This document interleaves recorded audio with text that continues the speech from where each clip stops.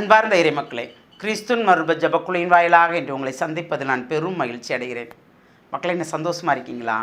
நிறைவாக இருக்கீங்களா? மகிழ்ச்சியாக இருக்கீங்களா? மன அமைதியாக இருக்கீங்களா? மக்களே, மகிழ்ச்சியும் மன அமைதியும் இறைவன் நமக்கு தந்த பெரிய வரப்பிரசாதம் இல்லையா?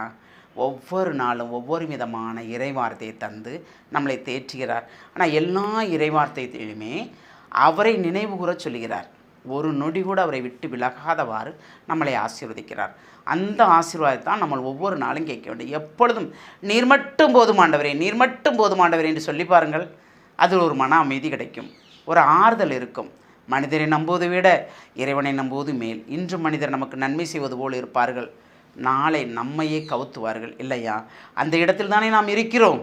அப்போது இறைவனை மட்டும் சார்ந்திருந்தால் அவர் நமக்கு விவேகத்தோடு நடக்கும்படி நம்மளை தோண்டுவார், நம்மளை வாழ வைப்பார். இன்று அவர் நமக்கு என்ன இறைவார்த்தை தருகிறார் என்று பார்ப்போமா?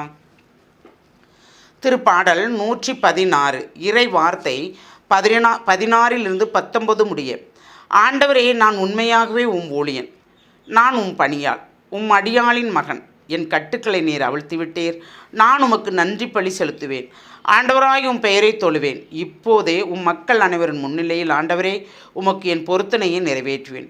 உமது இல்லத்தின் முற்றங்களில் எருசலேமின் நடுவில் ஆண்டவரே, உமக்கு என் பொருத்தனையை நிறைவேற்றுவேன். அல்லேலுயா. ஆண்டவர் நமக்கு செய்த அனைத்து நன்மைகளுக்கும் நாம் எப்பொழுதும் நன்றி கூறுவோமா?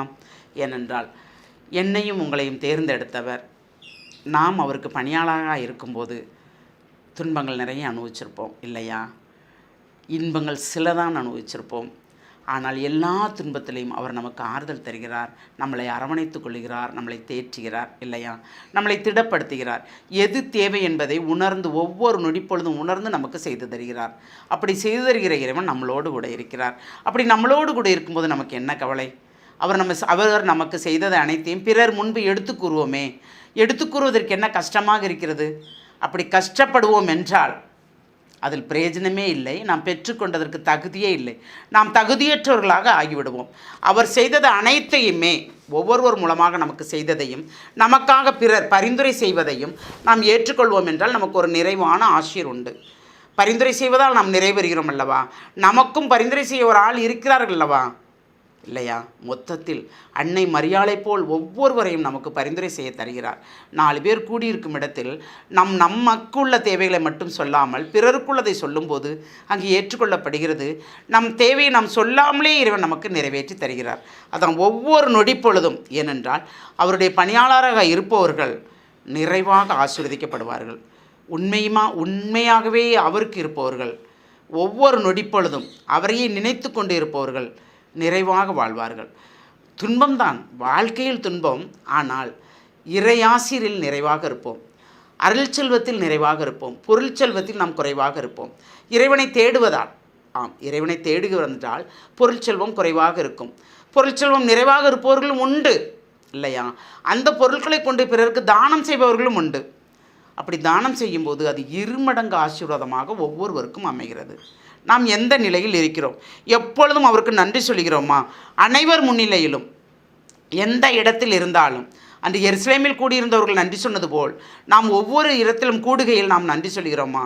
இறைவனை வாழ்த்துகிறோமா? போற்றுகிறோமா? புகழுகிறோமா? அப்போ நாம் அப்படி இருந்தோம் என்றால் நாம் இறைவனை சார்ந்தே இருக்கிறோம். பிறரையும் இறைவனிடம் கொண்டு வருவோம். அவர் நமக்கு செய்த நன்மைகளை அனைவரிடம் எடுத்து சொல்லும்போது அதே ஒரு பெரிய பொருத்தனையாக மாறுகிறது. அப்போது ஆண்டவர் நமக்கு இதெல்லாம் செய்தார் என்று சொல்லும்போது பிறர் நம்பும்படி, பொய்யல்ல, உண்மையாகவே அவர் நமக்கு என்ன செய்தார்? மரணத்தின் வாயில் நாம் சென்றவர்களை நாம் வெளியில் எடுத்தாரா? மருத்துவர் கைவிட்ட நிலையில் இருந்தவர்களை அவர் பாதுகாத்தாரா? அப்படி பாதுகாக்கும் போது நமக்கு அது ஒரு நிறைவான ஆசிரியராக அமைகிறது. அந்த இறை ஆசிரியரை கேட்டு ஒரு விஷயம் சிந்திப்போமா? எல்லாம் வல்ல இறைவா, ஆண்டவரே, நீர் செய்த எத்தனையோ காரியங்கள் எங்களுக்கு இருக்கிறது ஆண்டவரே. ஒவ்வொன்றையும் சொல்லி மாளாது ஆண்டவரே. ஒரு நாவு பற்றாது ஆண்டவரே. 1 கோடி நாவு வேண்டும் நீர் செய்தது அனைத்தையும் சொல்வதற்கு, புகழ்வதற்கு, உம்மை வாழ்த்துவதற்கு, உம்மை ஆராதிப்பதற்கு, உம்மை துதிப்பதற்கு, உமக்கு நன்றி கூறுவதற்கு ஆண்டவரே. எல்லா புகழும் உமக்கே சொந்தம் என்று எல்லார் முன்னிலையிலும் உம்முடைய நாமத்தை மகிமைப்படுத்தும்படி எங்கள் நாவை திறந்தீரே ஆண்டவரே. அதற்கு நன்றி ஆண்டவரே.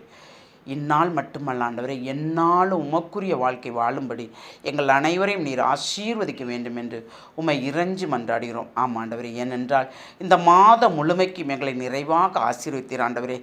ஆமாண்டவரே, இந்த மாத கடைசியில் நாங்கள் இருக்கிறோம். இந்த நாளில், இந்த மாதம் ஒரு நாளை போல் கடந்து விட்டது ஆண்டவரே. இந்த நாளில் எங்களை நிறைவுபடுத்தினீரே, அதற்கு கொடான கொடி நன்றி ஆண்டவரே. இனி பிறக்கின்ற மாதத்தில் நீர்தாமே நிறைவாக எங்களை வழிநடத்துவீர், வாழ வைப்பீர் என்று நாங்கள் விசுவசிக்கிறோம், நம்புகிறோம். அந்த நம்பிக்கையில் எங்களை முழுமையாக உம்முடைய கருத்துக்கள் ஒப்புக் கொடுக்கிறோம். ஜெபம் கேட்கும் நல்ல பிதாவே, ஆமேன், ஆமேன்.